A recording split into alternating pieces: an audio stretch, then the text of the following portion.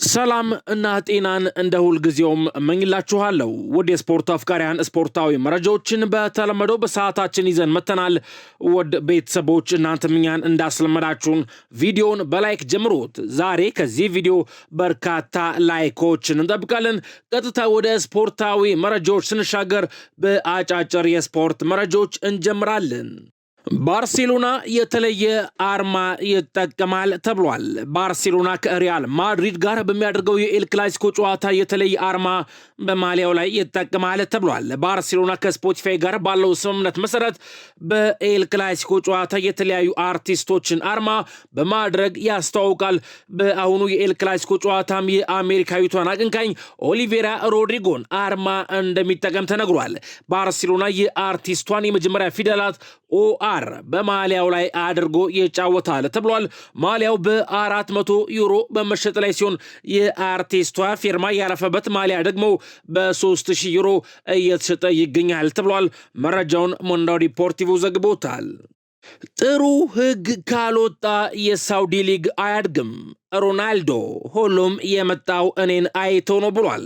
ፖርቹጋላዊ ተጫዋች ክርስቲያኖ ሮናልዶ በሳውዲ አረቢያ ሊግ ውስጥ ቅሬታ እንዳለበት በይፋ ተናግሯል።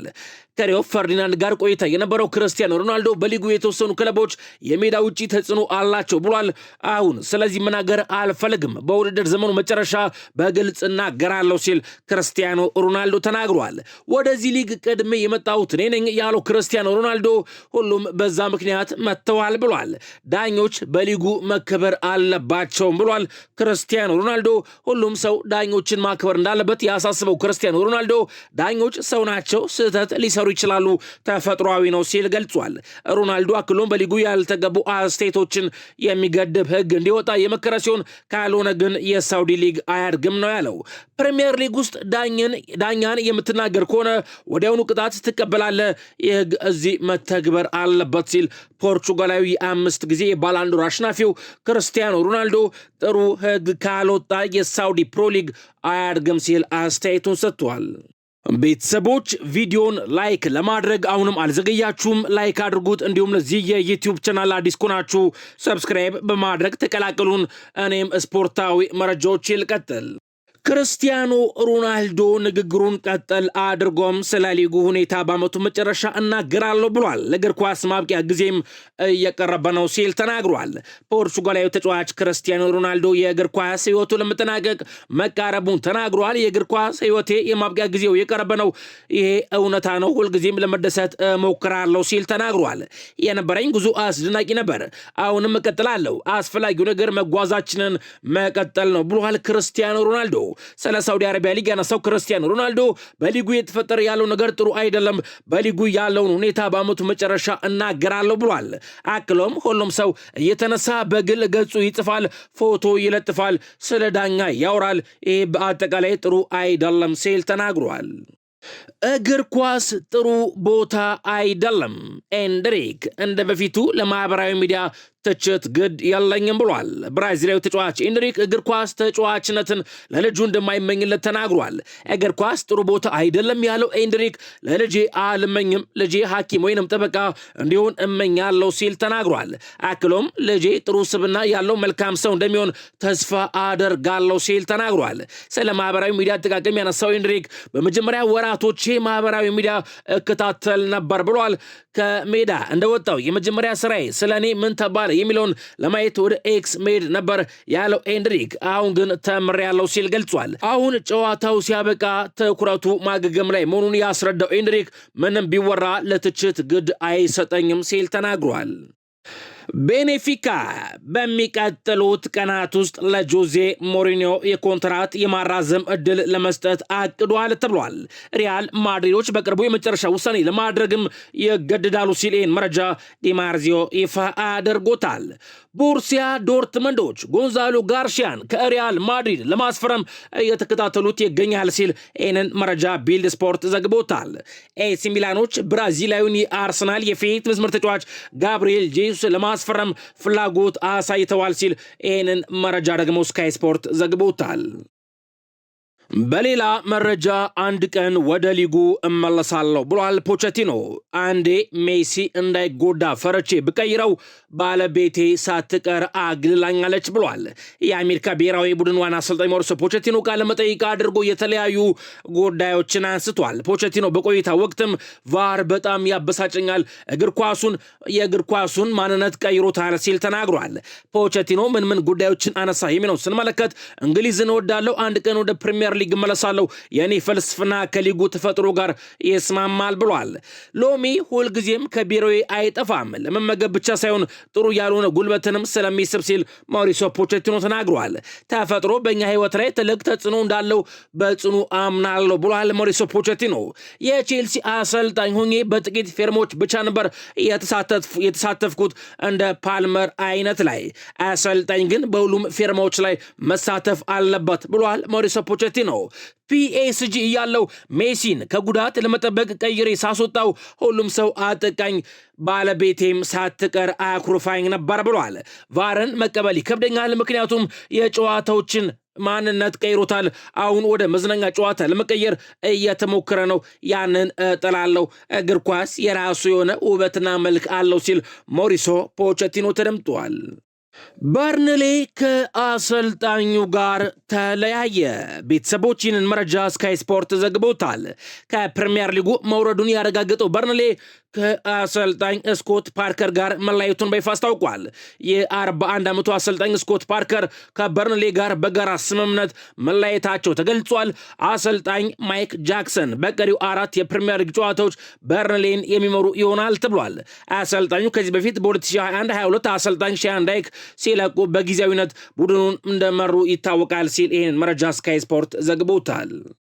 ቦሩሲያ ዶርትመንድ የሳሙኤል ኢናሲዮ አዲስ ውል ለመፈራረም ተቃርበዋል ተብሏል። ጣሊያናዊ 18 ዓመት ባለተሰጥኦ የረጅም ጊዜ ፕሮጀክት ትልቅ አካል እንደሆነም ይታሰባል። እናም በቅርቡ በቦሩሲያ ዶርትመንድ ቤት አዲሱን ለመፈራረም ተዘጋጅቷል ሲል ይህንን መረጃ ፋብሪዞ ሮማኖ ዘግቦታል። ባርሴሎና አማራጭ የሆነው ጁሊያን አልቫሬዝን ማስፈረም ካልቻለ ጃኦ ፔድሮን ለማስፈረም ይሰራል ተብሏል። ይሁን እንጂ ቼልሲ እሱን ለመሸጥ እንደማይፈልግ ግልጽ አድርጓል ሲል ይህን መረጃ ኢኤስፒኤን ብራዚል ይፋ አድርጎታል። በሌላ መረጃ እንግሊዛዊ የመስመር ተጫዋች አሽሊ ያንግ 23 ዓመታትን ከቆየበት የእግር ኳስ ህይወት አሁን ላይ ራሱን አግልሏል። አሽሊ ያንግ ጫማውን ሰቅሏል ተብሏል። መረጃውን ስካይ ስፖርት ዘግቦታል። አሽሊ ያንግ በእግር ኳስ ህይወቱ 485 የፕሪሚየር ሊግ ጨዋታዎችን ማድረጉ ተገልጿል። እንዲሁም ለእንግሊዝ ብሔራዊ ቡድን 39 ጨዋታዎችን ማድረግ ችሏል። አሽሊ ያንግ ምን ክብሮችን አሳካ የሚለው ስንመለከት አንድ የእንግሊዝ ፕሪሚየር ሊግ ዋንጫን፣ አንድ የዩሮፓ ሊግ ዋንጫን፣ አንድ የሊግ ካፕ ዋንጫን፣ አንድ የጣሊያን ሴሪያ ዋንጫና 2 የኮሚኒቲ ሺልድ ዋንጫዎችን ማሸነፍ ችሏል። በሌላ መረጃ የሳምንቱ ምርጥ ተጫዋች ታውቋል። በሳምንቱ አጋማሽ የተደረጉ የአውሮፓ ቻምፒዮንስ ሊግ ጨዋታዎችን ተከትሎ ከቀረቡ እጩዎች ውስጥ የሳምንቱ ምርጥ ተጫዋች ተለይቷል። በዚህ መሰረት የፒኤስጂው የፊት መስመር ተሰላፊ ኦስማን ዴምቤሌ የሳምንቱ ምርጥ ተጫዋች ተብሎ መመረጥ ችሏል። ዴምቤሌ ፒኤስጂ ባየርን ሙኒክን 5-4 ሲያሸንፍ 2 ግቦችን አስቆጥሮ 1 ለግብ የሆነ ኳስ አመቻችቶ ማቀበሉ ይታወሳል። አንቷን ግሬዝማን ደግሞ ሌላኛው እጩ መሆን የቻለ ተጫዋች ነበር። መረጃውን ለኢኪፕ ይፋ አድርጎታል። የአውሮፓ ቻምፒዮንስ ሊግ የሳምንቱ ምርጥ 11 ተጫዋቾች ይፋ ተደርገዋል። ቤተሰቦች ምስሉ ላይ እንደምትመለከቱት በግብ ጠባቂነት ቦታ ላይ የአርሰናሉ ግብ ጠባቂ ዴቪድ ራያ መቀመጥ ችሏል። በተከላካይነት ቦታ ላይ ጋብሪኤል ማጋሌስ ከአርሰናል፣ ፖቢል ከአትሌቲኮ ማድሪድና ኦፓሜካኖ ከባየርን ሙኒክ ተቀምጠዋል። በአማካይ ቦታ ላይ ክቪቻ ክቫርቴሊያ ከፓሪስ ሴን ጀርመን፣ ጃኦ ኔቬስ ከፓሪስ ሴን ጀርመን፣ ቪቲና ከፓሪስ ሴን ጀርመን እና ኦሊሴ ከባየርን ሙኒክ ተካተዋል። በፊት መስመር አጥቂነት ቦታ ላይ ሉዊስ ዲያስ ከባየርን ሙኒክ፣ አንቷን ግሬዝማን ከአትሌቲኮ ማድሪድ እና ዴምቤሌ ከፓሪስ ሴን ጀርመን ተካተዋል። አስተላለፉም 3-4-3 ነው። ቤተሰቦች በእነዚህ ምርጥ 11 ውስጥ ፓሪስ ሴን ጀርመን ቀዳሚ ነው። በርካታ ተጫዋቾች ተመርጠውለታል። ወደ 4 የሚጠጉ ተጫዋቾች ከፓሪስ ሴን ጀርመን ተመርጠዋል። እንዲሁም ከባየርን ሙኒክ 3፣ ከአርሰናል 2ና ከአትሌቲኮ ማድሪድም በተመሳሳይ 2 ተጫዋቾች ተካተዋል። መረጃውን ስካይ ስፖርት ይፋ አድርጎታል። እንዲሁም የማንቸስተር ሲቲ የወሩ ምርጥ ተጫዋች ታውቋል። በአሰልጣኝ ፔፕ ጋርዲዮላ የሚመሩት ማንቸስተር ሲቲዎች የወርሃ ሚያዝያ የወሩ ምርጥ ተጫዋቻቸውን ይፋ አድርገዋል። በዚህ መሰረት የመስመር ተጫዋቹ ኒኮ ሪሌ የሚያዝያ ወር የወሩ ምርጥ ተጫዋች ተብሎ መመረጥ ችሏል። ኒኮ ሪሌ በወር ውስጥ ባደረጋቸው ጨዋታዎች አንድ ግብ አስቆጥሮ አንድ አመሻሽቶ ማቀበል ችሏል። በሌላ በኩል የእንግሊዝ ፕሪሚየር ሊግ የወሩ ምርጥ ተጫዋች እጩዎችም ይፋ ተደርገዋል። የእንግሊዝ ፕሪሚየር ሊግ የ2025-26 የውድድር ዘመን የወርሃ ሚያዝያ የወሩ ምርጥ ተጫዋች እጩዎች ይፋ ተደርገዋል። ጃረድ ቦን ከዌስትሃም ዩናይትድ፣ ሪያን ቼርኪ ከማንቸስተር ሲቲ፣ ጊብስ ዋይት ከኖቲንጋም ፎረስት፣ ግሮፕ ከብራይተን፣ ማቭሮፓኖስ ከዌስትሃም ዩናይትድ፣ ኦካፎር ከሊድስ ዩናይትድ፣ ኒኮ ኦሪሌ ከማንቸስተር ሲቲና ስኮት ከበርንማውዝ እጩ ሆነው መቅረብ ችለዋል። ቤተሰቦች ለእናንተ የእንግሊዝ ፕሪሚየር ሊግ የ2025-26 የውድድር ዘመን የወርሃ ሚያዝያ የወሩ ምርጥ ተጫዋች ማን ነው? ምርጫችሁ የሆነውን ተጫዋች ስም ኮሜንት መስጫ ቦክስ ላይ ጻፉልኝ።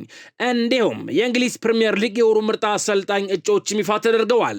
የእንግሊዝ ፕሪሚየር ሊግ የ2025-26 የውድድር ዘመን የወርሃ ሚያዝያ የወሩ ምርጥ አሰልጣኝ እጩዎች ይፋ ሲደረጉ አሰልጣኝ ፔፕ ጋርዲዮላ፣ አሰልጣኝ ኤስፕሪቶ ሳንቶ፣ አሰልጣኝ ዳንኤል ፍሩክ፣ አሰልጣኝ አንዶኒ ኢራኦላ፣ አሰልጣኝ ፔሬራ፣ አሰልጣኝ ሁርዜለርና አሰልጣኝ አርኔ ስሎት በእጩነት መቅረብ ችለዋል። ቤተሰቦች ለእናንተ የወሩ ምርጥ አሰልጣኝ ስማን ነው? ኮሜንት መስጫ ቦክስ ላይ ጻፉልኝ። የጣሊያን ሲሪያ የወሩ ምርጥ ተጫዋች እጩዎችም ይፋ ተደርገዋል። የ2025-26 የውድድር ዘመን የጣሊያን ሲሪያ የወርሃ ሚያዝያ የወሩ ምርጥ ተጫዋች እጩዎች ይፋ ተደርገዋል። በዚህ መሰረት ስፖሲቲ ከካግሊያሪ፣ ማርከስ ቱራም ከኢንተር ሚላን፣ ማለን ከሮማ፣ ታይለር ከላዚዮና ኤልፌጌ ከፓርማ በእጩነት መቅረብ የቻሉ ተጫዋቾች ናቸው። ለእናንተ የጣሊያን ሲሪያ የወሩ ምርጥ ተጫዋች ማን ነው? ኮሜንት መስጫ ቦክስ ላይ ጻፉልኝ። የማድሪድ የወሩ ምርጥ ተጫዋች ማን ይሆናል? በአሰልጣኝ አርቤሎአ የሚሰለጥነው ሪያል ማድሪድ የወርሃ ሚያዝያ የወሩ ምርጥ ተጫዋች እጩዎቹን ይፋ አድርጓል። ቤተሰቦች ምስሉ ላይ እንደምትመለከቱት ቪኒሺየስ ጁኒየር፣ ቫልቬርዴ፣ አርዳ ጉለር፣ ጁድ ቤሊንጋም እና አንቶኒ ሩዲገር የወሩ ምርጥ ተጫዋች እጩ ሆነው መቅረብ ችለዋል። ቤተሰቦች ለእናንተ የወሩ ምርጥ ተጫዋች ማን ነው? ምርጫችሁ የሆኑ ተጫዋች ስም ኮሜንት መስጫ ቦክስ ላይ ጻፉልኝ። በሌላ በኩል የፈረንሳይ ሊግ የ2025-26 የውድድር ዘመን የዓመቱ ምርጥ ተጫዋች 5 እጩዎች ይፋ ተደርገዋል። በዚህ መሰረት ኦስማን ዴምቤሌ፣ ቪቲና፣ ኑኖ ሜንዴዝ፣ ሜሰን ግሪንውድ እና ፍሎሪያን ታውጂን እጩ ሆነው ማቅረብ ችለዋል። ቤተሰቦች ለእናንተ የፈረንሳይ ሊግ የዓመቱ ምርጥ ተጫዋች ማን ነበር? ምርጫችሁ የሆነውን ተጫዋች ስም ኮሜንት መስጫ ቦክስ ላይ ጻፉልኝ። እንዲሁም የዓመቱ ምርጥ በውጭ የሚጫወት ፈረንሳዊ ተጫዋች እጩዎችም ይፋ ተደርገዋል። የውድድር ዓመቱ በሌላ ሊግ የሚጫወት ፈረንሳዊ ተጫዋች 5 እጩዎች ይፋ ሲደረጉ ኪሊያን ሙባፔ፣ ሁጎ ኢኪቲኬ፣ ዊሊያም ሳሊባ፣ ሪያን ሼርኪና ኦሊሴ በእጩነት መቅረብ ችለዋል። ቤተሰቦች ለእናንተ ምርጡ ተጫዋች ማን ነው? ምርጫችሁን ኮሜንት መስጫ ቦክስ ላይ ጻፉልኝ።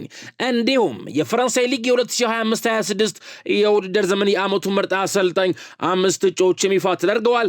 ሉዊስ ኤንሪኬ ከፒኤስጂ፣ ፓውሎ ፎኔስካ ከሊዮን፣ ብሩኖ ጌኔሲዮ ከሊል፣ ፓንቶሊኒ ከሎሬንትና ፔሬ ሳጌ ከሌንስ በእጩነት መቅረብ ችለዋል። ቤተሰቦች ምርጫችሁ የሆነውን አሰልጣኝ ስም ኮሜንት መስጫ ቦክስ ላይ ጻፉልኝ።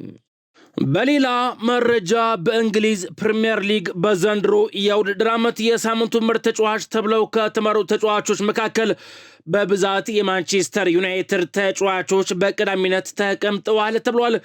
ቤተሰቦች በእንግሊዝ ፕሪሚየር ሊግ በዘንድሮ የውድድር ዓመት የሳምንቱ ምርጥ ተጫዋች ተብለው የተመረጡ ተጫዋቾች እነማን ናቸው የሚለውን ስንመለከት ካዜሚሮ ከማንቸስተር ዩናይትድ ቤት፣ ሞርጋን ጊብስ ዋይት ከኖቲንጋም ፎረስት፣ ሪያን ቼርኪ ከማንቸስተር ሲቲ፣ ቤቶ ከኤቨርተን፣ ብሩኖ ፈርናንዴዝ ከማንቸስተር ዩናይትድ፣ ጃኦ ፔድሮ ከቼልሲ፣ ብሩኖ ፈርናንዴዝ ከማንቸስተር ዩናይትድ፣ ቪክተር ዮኬሬሽ ከአርሰናል፣ አንቷን ሴሜንዮ ከማንቸስተር ሲቲ፣ ኮል ፓልመር ከቼልሲ፣ ካዜሚሮ ከማንቸስተር ዩናይትድ፣ ፓትሪክ ዶርጉ ከማንቸስተር ዩናይትድ፣ ብሩኖ ፈርናንዴዝ ከማንቸስተር ዩናይትድ፣ ቤንጃሚን ሴሽኮ ከማንቸስተር ዩናይትድ፣ ዴክላን ራይስ ከአርሰናል፣ ሊያንድሮ ትሮሳርድ ከአርሰናል፣ ፓትሪክ ዶርጉ ከማንቸስተር ዩናይትድ፣ ሞርጋን ሮጀርስ ከአስቶን ቪላ፣ ሁጎ ኢኪቲኬ ከሊቨርፑል፣ ብሩኖ ፈርናንዴዝ ከማንቸስተር ዩናይትድ፣ ጋብሪኤል ጉድማንዴሰን ከሊድስ ዩናይትድ፣ ብሩኖ ፈርናንዴዝ ከማንቸስተር ዩናይትድ፣ ኤብሪቺዜ ከአርሰናል፣ ጄሬሚ ዶኩ ከማንቸስተር ሲቲ፣ ሞይሰስ ካይሴዶ ከቼልሲ፣ ብሪያን ቤሞ ከማንቸስተር ዩናይትድ፣ ሃሪ ማጓየር ከማንቸስተር ዩናይትድ፣ ሞይሰስ ካይሴዶ ከቼልሲ፣ ኤርሊንግ ብራውት ሃላንድ ከማንቸስተር ሲቲ፣ ሪያን ግራቨንበርጅ ከሊቨርፑል፣ ሉካስ ቤርጋቫል ከቶተናም ሆትስፐር፣ ዶሚኒክ ስፖዝላይ ከሊቨርፑል፣ ጃኦ ፖሊና ከቶተናም እንዲሁም ሪቻርልሰን ከቶተናም። እነዚህ ተጫዋቾች በዘንድሮ የውድድር ዓመት የእንግሊዝ ፕሪሚየር ሊግ የሳምንቱ ምርጥ ተጫዋች ተብለው የተመረጡ ተጫዋቾች ናቸው። እንደምትመለከቱት ቤተሰቦች የማንቸስተር ዩናይትድ ተጫዋቾች በብዛት ቁጥሩን ይዘውታል። መረጃውን ሜን ስፖርት ይፋ አድርጎታል። ቤተሰቦች ትናንት ከሰዓት በነበረን የስፖርት ዝግጅት ፕሮግራም ላይ እንግሊዛዊ የማንቸስተር ዩናይትድ የመሃል ሜዳ ተጫዋች ኮቢ ማይኖ በማንቸስተር ዩናይትድ ቤት ውሉን እንዳራዘመ መረጃ ሰጥቻችሁ ነበር እና ማውሎ ስካይ ስፖርትም መረጃውን ይፋ አድርጎታል። ዩናይትድ የኔ ክለብና ቤቴ ነው ብሏል ኮቢ ማይኖ። ማንቸስተር ዩናይትድ የእንግሊዛዊውን አማካይ ኮቢ ማይኖን ውል ማራዘሙን በይፋ አስታውቋል። የ21 ዓመቱ ኮቢ ማይኖ በማንቸስተር ዩናይትድ ቤት እስከ 2031 ለመቆየትም ፊርማውን አያኑሯል። ማንቸስተር ዩናይትድ በአዲሱ ውልም ለኮቢ ማይኖ የደሞዝ ጭማሪን ማድረጉ ተነግሯል። ማይኖ ከፊርማው በኋላም ዩናይትድ ሁልጊዜም ቤቴና ክለቤ ነው፣ ይሄ ልዩ ክለብ ለቤተሰቤ ሁሉም ነገራችን ነው ብሏል። ኮቢ ማይኖ ማይክል ካሪክ ቡድኑን ከተረከበ ወዲህ ከ13 የፕሪሚየር ሊግ ጨዋታዎች በ12ቱ በቋሚነት ተሰልፎ መጫወት ችሏል። ዩናይትድ በቀጣይ ለትልቅ ዋንጫዎች እንዲፎካከር ለመርዳት ዝግጁ ነኝ ብሏል ኮቢ ማይኖ። በማንቸስተር ዩናይትድ ቤት ኮንትራቱን ያራዘመው ኮቢ ማይኖ የክለቡ ፍሬ በመሆኑ እንደሚኮራም ተናግሯል። ከማንቸስተር ዩናይትድ ስለሆንኩኝና ይህንን ክለብ ስለመወከል እኮራለሁ፣ ሁልጊዜም የኔ ክለብ ይሆናል ሲል ኮቢ ማይኖ ተናግሯል። በየቀኑ ህልሜን ስለምኖር በጣም ደስተኛ ነኝ ያለው ኮቢ ማይኖ በዚህ ክለብ ስኬታማ የመሆን የልጅነት ህልሜ አሁንም አለ ሲል ተደምጧል። አክሎም ማንቸስተር ዩናይትድ በመጪዎቹ ዓመታት በተከታታይ ለትልቅ ዋንጫዎች እንዲፎካከር ለመርዳት ቆርጫለሁ ሲል ተናግሯል። ሌላኛው የማንቸስተር ዩናይትድ ተጫዋች ሜሰን ማውንት እንዲህ ብሏል። ቀጣይ ዓመት ሊጉን ማሸነፍ እንችላለን ብሏል። እንግሊዛዊ የማንቸስተር ዩናይትድ አማካይ ሜሰን ማውንት በሚቀጥለው ዓመት ለሊጉ ዋንጫ እንደሚፎካከሩ ተናግሯል። ዓላማዬ ፕሪሚየር ሊጉን ማሸነፍ ነው ያለው ሜሰን ማውንት ቀጣይ ዓመት ያንን የማድረግ አቅም አለን ሲል ተናግሯል። አክሎም በዚህ ዓመት አርሰናል፣ ማንቸስተር ሲቲ፣ ሊቨርፑልና ቼልሲን አሸንፈን እንደምንችል አሳይተናል ብሏል።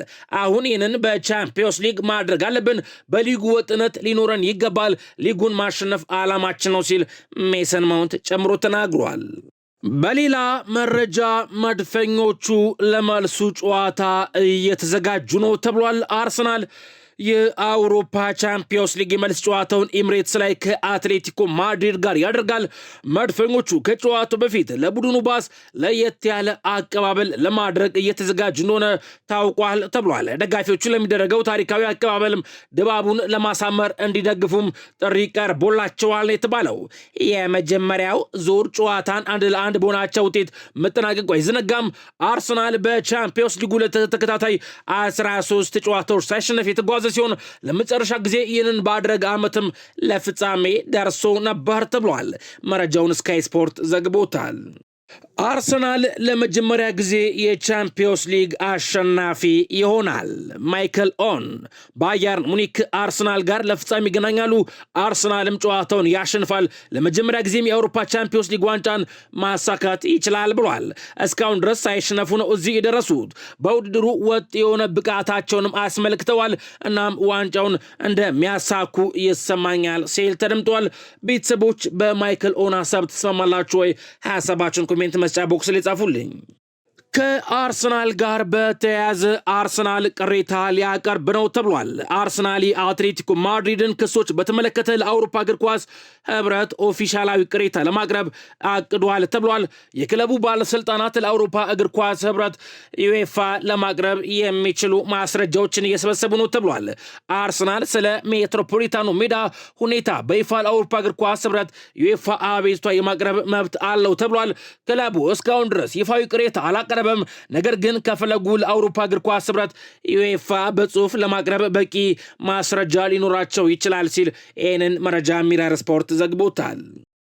እንዲሁም ዴክላን ራይስ በአትሌቲኮ ማድሪድ ጨዋታ ላይ ስለተፈጠሩ የዳኝነት ውዝግቦች አስተያየት መስጠቱን ምክንያት በማድረግ ዩኤፋ ቅጣት ሊጥልበት ይችላል ተብሏል። የራይስ መግለጫዎች የዳኛውን ታማኝነት ጥያቄ ውስጥ እንደከተቱ ከተቆጠሩ ዩኤፋን ላያስደስቱት ይችላል ተብሏል። የዩኤፋ የዲስፕሊን ኮሚቴ የዳኛውን ኦፊሻላዊ ሪፖርት እየጠበቀ ሲሆን ከዚያ በኋላ ማንኛውንም እርምጃ ይወስዳል ተብሎ ይጠበቃል ሲል ይህንን መረጃ ዴቪድ ኦርንስቴን ከዚ አትሌቲክስ ይፋ አድርጎታል።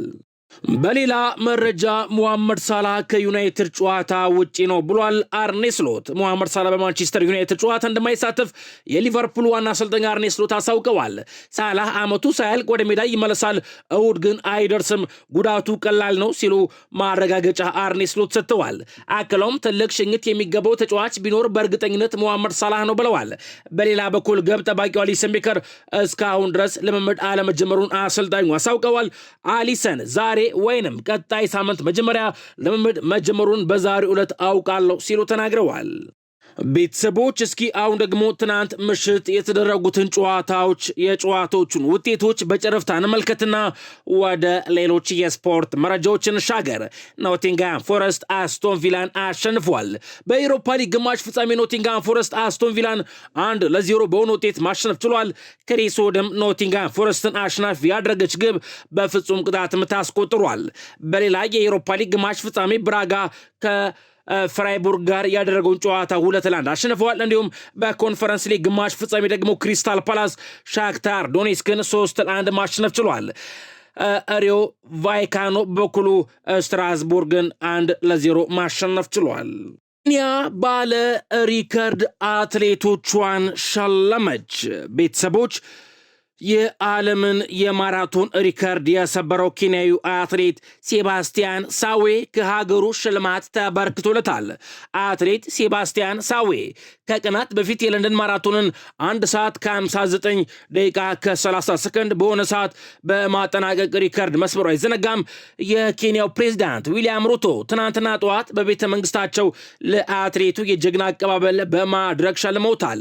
አትሌቱ ሪከርድ ለሰበረበት 5 ሚሊዮን እና ላሸነፈበት 3 ሚሊዮን አጠቃላይ 8 ሚሊዮን የኬንያ ሽልንግና መኪና ከፕሬዝዳንቱ እጅ ተቀብሏል።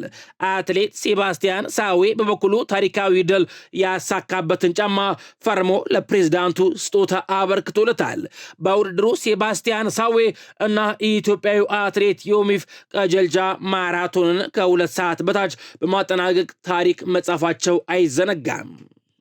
የት ሆናችሁ እያዳመጣችሁን ነው? የምትደግፉት ክለብስ ማን ነው? እንዲሁም ስማችሁን ብጽፉልኝ ውድ ቤተሰቦች ቀጣይ በሚኖረን የስፖርት ዝግጅት ፕሮግራም ላይ የጻፋችሁልኝን አስተያየት ያነበብኩኝ ስማችሁን እየጠራው እማመሰግናችሁ ይሆናል። ለሰዓቱ ያስኩላችሁ አጫጭር የስፖርት መረጃዎች እነዚህ ነበሩ። ለምታሳዩን ሁሉ ድጋፍ በድጋሚ ማመስገን ፈልጋለሁ። በሌሎች የስፖርት መረጃዎች ተመልሰን እስከምንገናኝ ሰላም እና ጤናን እንደ ሁልጊዜውም እመኝላችኋለሁ።